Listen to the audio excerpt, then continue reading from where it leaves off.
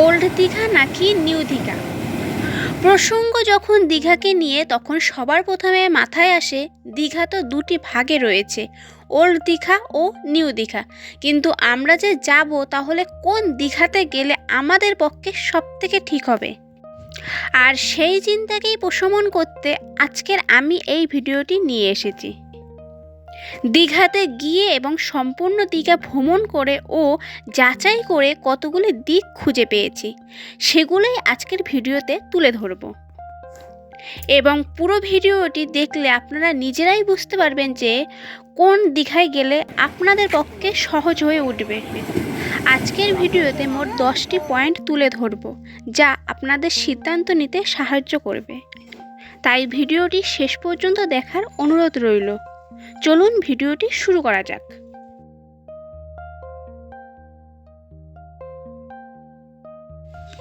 প্রথম পয়েন্টটি থাকছে সস্তার হোটেল। যদি আপনার মাথায় থাকে সস্তার হোটেলে থাকবেন, তাহলে সেক্ষেত্রে কিন্তু বলবো ওল্ড দীঘার হোটেলের দাম তুলনামূলক কম। তবে কম দামের হোটেল কিন্তু নিউ দীঘাতেও পেয়ে যাবেন, তবে এক্ষেত্রে ওল্ড দীঘাই বেস্ট অপশন। 2 নম্বর পয়েন্টে রয়েছে সমুদ্রের কাছে হোটেল। যদি আপনি হোটেলে থেকেই সমুদ্র দেখতে চান তাহলে অবশ্যই নিউ দীঘাই উত্তম, তবে কিন্তু হোটেলের ভাড়া পড়বে অনেকটাই বেশি। 3 নম্বর পয়েন্টে রয়েছে সমুদ্রে স্নান। সমুদ্র স্নান করার উপযোগী হলো নিউ দীঘা। ওল্ড দীঘার বিচ স্নানের জন্য মোটেও নিরাপদ নয়, তাই যারা ওল্ড দীঘাতে থাকবেন তারা গাড়ি ভাড়া করে আসতে হবে নিউ দীঘায় স্নানের জন্য। আর সমুদ্রে বেড়াতে যাচ্ছেন আর সমুদ্রে স্নান করবেন না, সেটা তো বলাই বাহুল্য, তাই স্নানের জন্য নিউ দীঘাই হবে বেস্ট। পরবর্তী 4 নম্বর পয়েন্টে রয়েছে রান্নার মার্কেট। কিছু মানুষ আছেন যারা রান্না করে খেতে ভালোবাসেন, আবার অনেকে আছেন যারা বড় টিম নিয়ে আসেন, তাই তাদের জন্য নিজেরা রান্না করাই হবে বেস্ট অপশন। আর এক্ষেত্রে দুটি দীঘাই ভালো, তবে রান্নার সব কিছু ওল্ড দীঘাতে বেশি, মার্কেটও বেশি, তবে নিউ দীঘাতেও তেমন সমস্যা নেই। এবার চলে আসি 5 নম্বর পয়েন্টে। এই সাইট সিন নিয়ে কোনো কথা হবে না। নিউ দীঘাই হলো একমাত্র যেখানে আমরা হেঁটে হেঁটেই সম্পূর্ণ সাইট সিন করতে পারি। আর এক্ষেত্রে বলে রাখি, আমরাও কিন্তু হেঁটে হেঁটেই সব সাইট সিনগুলো করেছিলাম। আর এক্ষেত্রে যারা ওল্ড দীঘাতে থাকবেন তাদের বেশ খানিকটা পয়সা খরচ করতে হবে সাইট সিনের জন্য। তবে ওল্ড দীঘাতেও কিন্তু সাইট সিন রয়েছে, তবে সেটি হলো একমাত্র মোহনাই।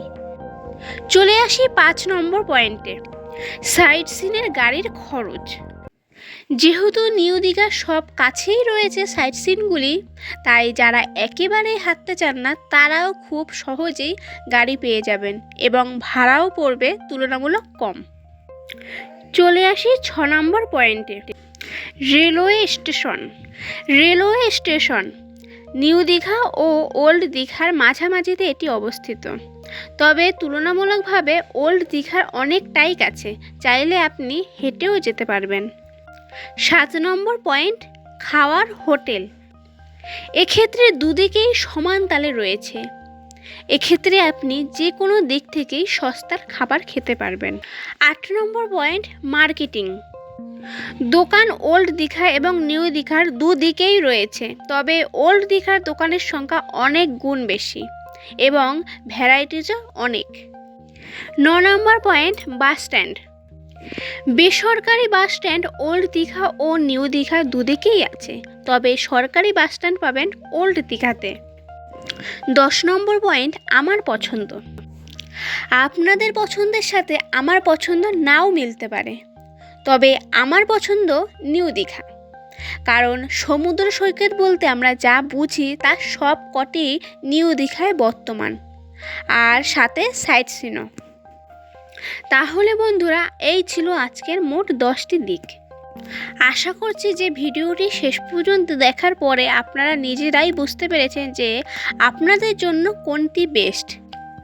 বন্ধুরা, ভিডিওটি যদি ভালো লেগে থাকে তাহলে অবশ্যই চ্যানেলটি সাবস্ক্রাইব করে রাখুন, লাইক করুন আর কমেন্ট করে জানান। তাহলে বন্ধুরা আজকের মতো বিদায় নিচ্ছি। খুব শীঘ্রই ফিরে আসব। ভালো থাকুন, সুস্থ থাকুন আর দেখতে থাকুন সোনাই ট্রাভেল অ্যান্ড ব্লগস।